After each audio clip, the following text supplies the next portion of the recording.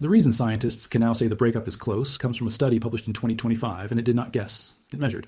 Researchers pulled together roughly 20 years of data from 2002 to 2022, combining satellite observations, ice flow speed measurements, and GPS instruments planted directly on the ice. They watched what the fractures inside the shelf's shear zone did over 2 decades, and they tracked them the way you would track a crack creeping across a windshield, frame by frame, season by season.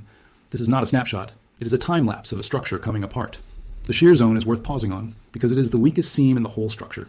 It is the band where the floating shelf grinds against slower ice and rock at its edge, and that grinding concentrates stress into exactly the place you least want it. A crack in the middle of a solid sheet can sometimes stall. A crack running through the seam that holds the sheet to its anchor is a different kind of problem, because it works directly against the one connection keeping everything in place.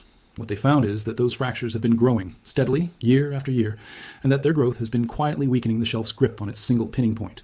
Every season of spreading cracks loosened the hold a little more.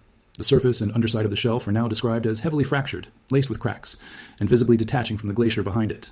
The study's conclusion is blunt. The shelf is likely to break apart within about the next 5 years, and other researchers put the window even sooner, as early as 2026. Robert Larder, a marine geophysicist at the British Antarctic Survey, has said plainly that the shelf is very likely to break up in 2026. This is not a fringe prediction from the edge of the field. This is the considered read from people whose entire job is watching this exact patch of ice, and their confidence has been going up, not down.